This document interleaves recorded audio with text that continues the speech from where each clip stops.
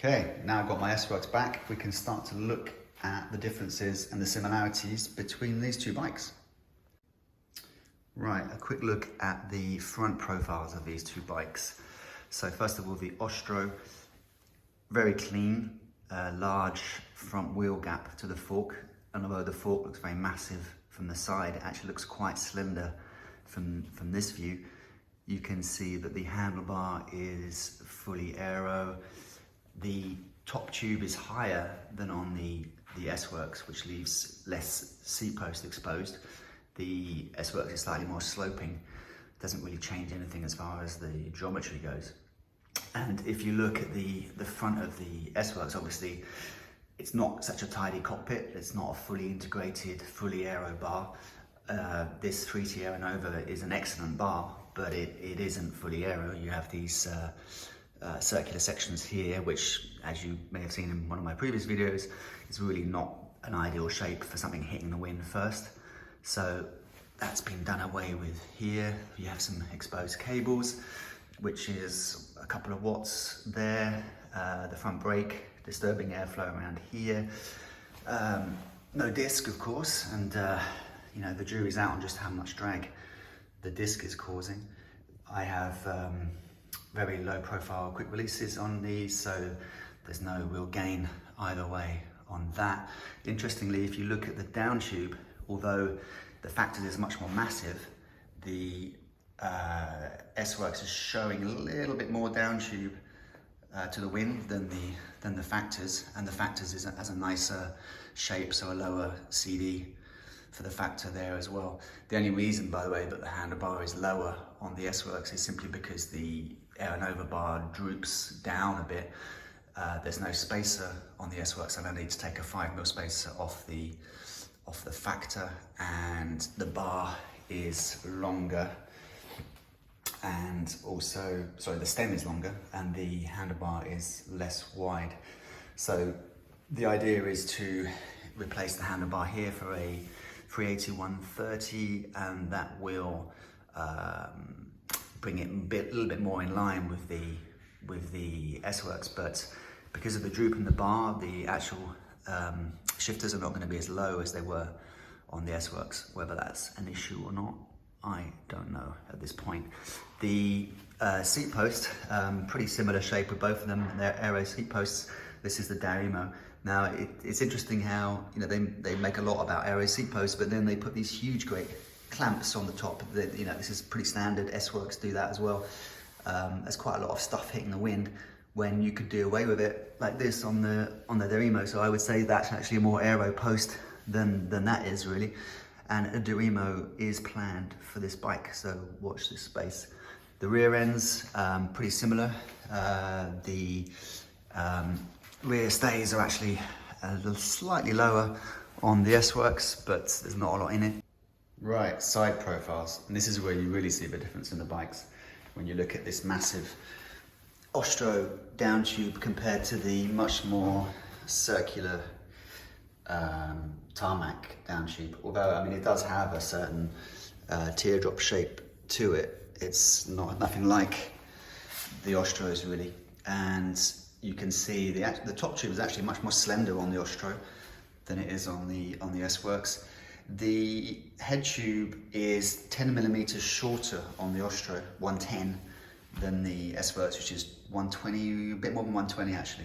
So if you measure from the ground, the S-Works is actually 10mm higher at this point than the Ostro, but it then drops the height back down with this bar basically. And as we come to the back of the bike, you can see again the seat tube much deeper and more aero shaped than the S-Works. Strangely, you would think that this, being an aero bike, would have more of a cutout for the back wheel, but it doesn't at all really. There's quite a big gap here, and I do often wonder with this big trend for massive, great 28 and 32mm tires, they have to do that to just you know, not get any negative reviews that you can't put wide tires on it. I mean, I think really I don't see why you would put big tires on a bike like this. So I would much rather they move this back wheel closer to the seat tube, and I would have thought you would get better aero gains like that. But to be honest, I mean, the S-Works also has a fairly big gap, probably again, to be able to take wider tires. These are 25s, so you know it's gonna have to be a pretty big tire to get too close to the seat tube.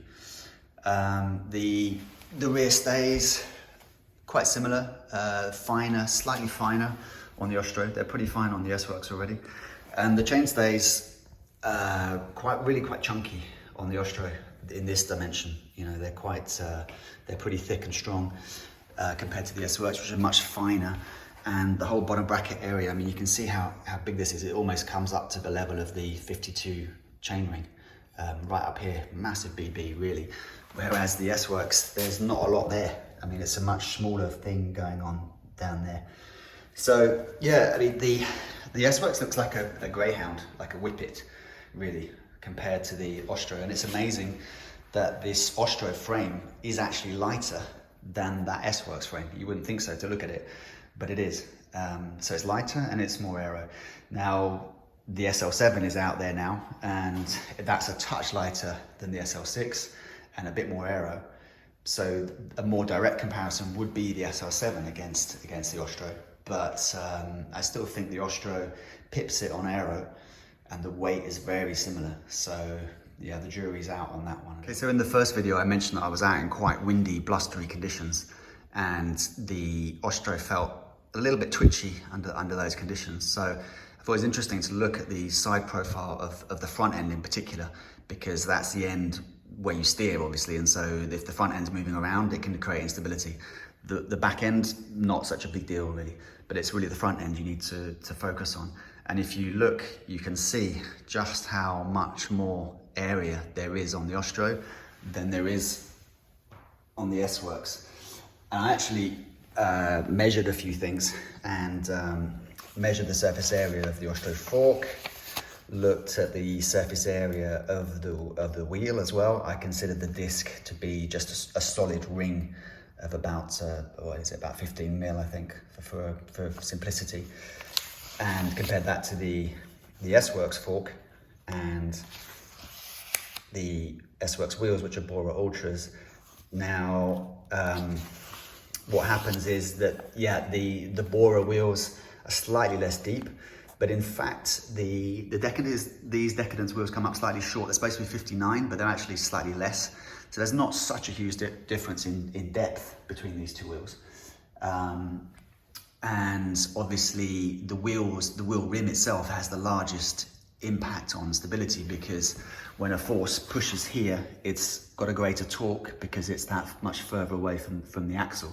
So the effect of the fork and the disc is less because it's closer to the axle. So the biggest factor is the rim. So the actual difference in surface area between the two, when you add everything together, was 234 centimeters squared, which is the same as 2 CDs. And for those that are too young to know what a CD looks like, that is a CD.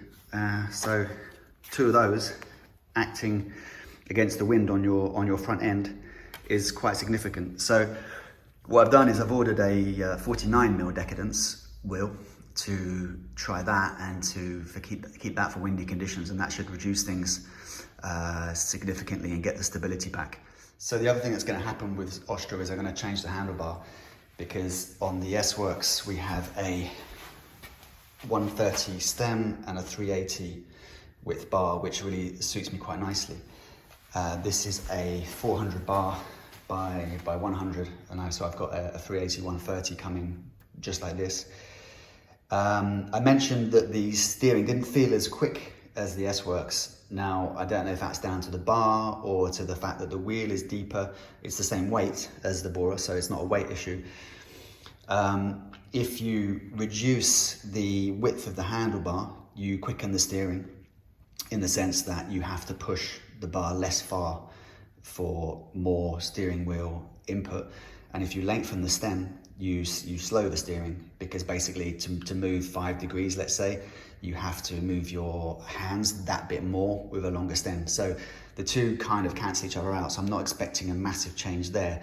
But what I will get is my weight that bit further forward. I will push myself a bit further forward over the front wheel, and I will then have to push the saddle forward to compensate. Now, for me, yeah, that's a good thing. I like having more weight over the front. It gives me more control. I think if I've ever crashed on a downhill, it's because I've washed out the front end, and that's generally because you haven't got enough weight on it. So I like having weight over the front wheel. And also, if you look at various studies that have been done, it's actually better for your hip angle and pedaling efficiency to have your seating position a little bit further forward. It opens up your hip angle, and for me at least anyway, it seems to work that I can pedal a little bit more efficiently. So that's the plan there. So how do I feel about this bike now I've had a chance to ride it a bit more? Well, the other day I went out and it was much less windy, almost no wind, and I felt a bit better than I have done lately, and I really actually gelled with it quite well. I was hustling along quite nicely. It was fun. I didn't notice the steering so much really, even though the position still isn't quite right for me.